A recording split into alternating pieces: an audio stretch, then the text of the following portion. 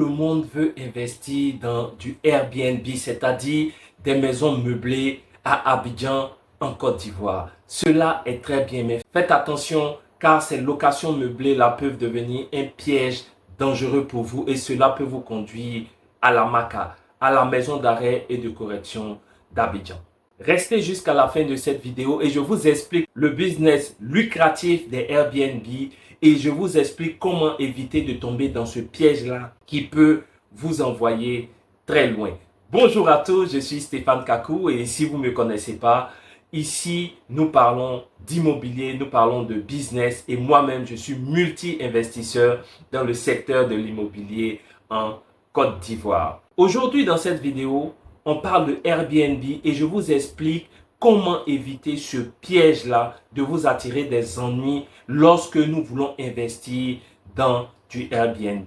Et sans plus tarder, nous rentrons tout de suite dans le vif du sujet. Alors, ce qu'il faut savoir en matière de Airbnb en Côte d'Ivoire et plus précisément à Abidjan, lorsqu'on décide d'investir dans ces locations meublées-là, il faut respecter certaines règles.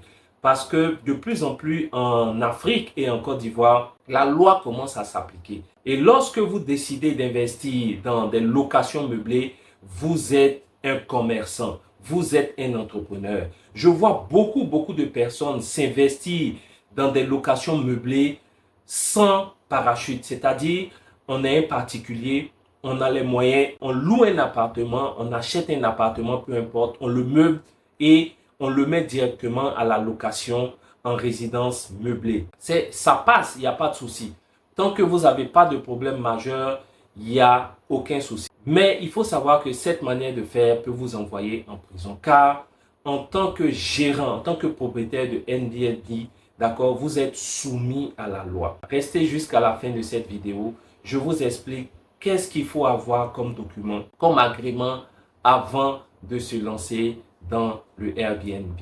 Et avant même de poursuivre cette vidéo, je vais vous expliquer une histoire assez triste qui s'est passée à Angré 7e tranche dans une résidence dont je vais taire le nom.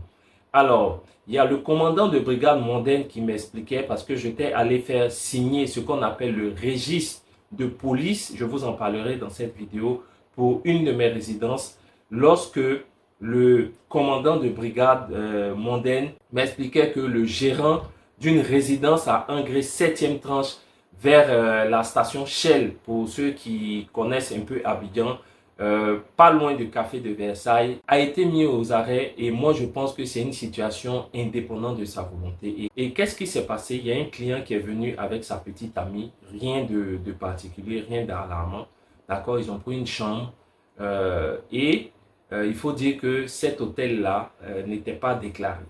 Voilà, cette résidence n'était pas déclarée. C'était quelqu'un, d'accord, qui a pris 3 studios, qui les a aménagés en résidence. Et ce qui s'est passé, c'est que la jeune fille, d'accord, a été agressée dans la résidence. C'est qu'il n'y a pas eu de bruit, il n'y a rien eu. Et après, dès que le monsieur est parti, la jeune fille a appelé la police. Elle venait de se faire agresser, elle venait de se faire violer. Bon, les conditions sont assez longues. Et en fait, ce qui s'est passé, la police a cherché à savoir qui est le propriétaire de ce Airbnb-là. Vous comprenez très bien que le propriétaire étant un jeune, d'accord, qui a décidé de lancer son business de Airbnb sans prendre des précautions légales, s'est vu mis aux arrêts parce qu'il n'avait ni le registre de police, ni les autorisations afin de pouvoir exercer cette activité-là. Et avant de vous expliquer comment vous mettre à l'abri lorsque vous décidez de vous lancer dans ces locations meublées-là, je vous invite à me lâcher un pouce bleu, à vous abonner à la chaîne afin de faire grossir la communauté et à activer la cloche de notification pour ne rien louper des prochaines vidéos. Qu'est-ce qu'il faut faire de manière légale afin de se lancer dans des résidences meublées? La première des choses à faire, c'est d'avoir un agrément technique et professionnel auprès du ministère du Tourisme. Ça, c'est la première des choses à faire. Je vous dis ce qui est légal, ce qu'on doit faire de manière normale avant de lancer, que ce soit un hôtel, que ce soit une résidence ou que ce soit même une seule chambre que vous aménagez en Airbnb pour vous éviter pas mal de problèmes. Dès que vous avez cet agrément technique-là, vous allez faire une demande pour licence d'exploitation pour établissement hôtelier. Et ça, c'est obligatoire. Une fois que vous avez eu votre licence, maintenant vous allez au niveau de la brigade mondaine. Et la brigade mondaine va vous délivrer un registre de police.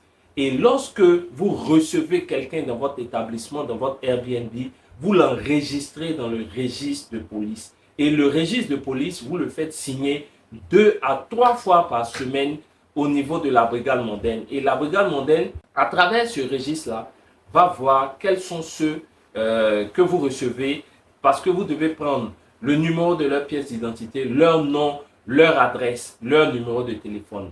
Et dans ce cas-là, s'il arrive un pépin, vous êtes couvert.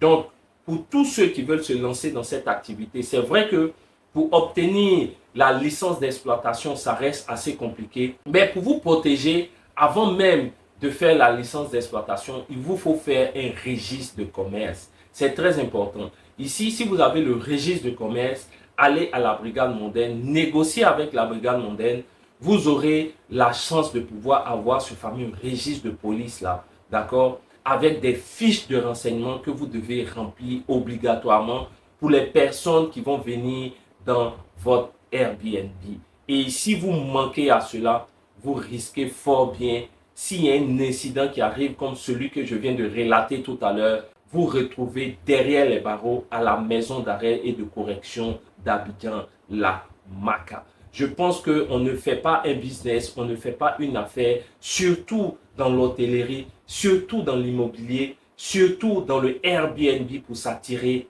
des ennuis. Et il faut pouvoir se mettre à l'abri de situations qui peuvent vous arriver. Vous avez dû entendre des histoires qui se sont passées dans des résidences et quand ça se passe, ça peut être dramatique et ça ne vous pardonnera pas. Si vous êtes propriétaire de cette résidence-là et que cette résidence n'est pas déclarée, vous risquez d'avoir de gros soucis avec la justice. Mettez-vous à l'abri. Il faut absolument que vous travaillez selon un minimum de protection. Le registre de police, vous devez l'avoir absolument. Vous devez avoir un registre de commerce. Vous devez déclarer votre activité. Alors, quel est le coût aujourd'hui de la licence d'exploitation? Combien vous pouvez sortir pour pouvoir avoir cette fameuse licence-là? Il faut savoir que le prix varie en fonction du nombre de chambres, en fonction de plusieurs facteurs. Et il faut savoir que pour pouvoir demander cette licence-là, le tarif est de 200 à 600 000 francs CFA en fonction de votre établissement. Et ce qu'il faut savoir, c'est que cette licence-là s'applique pour les hôtels, pour les résidences, d'accord? Et même si vous avez une seule chambre, un seul appartement en résidence meublée, il vous faut avoir cette licence-là. C'était Stéphane Kakou de Africa Business Success. Je vous dis à bientôt dans une prochaine vidéo. Allez, ciao!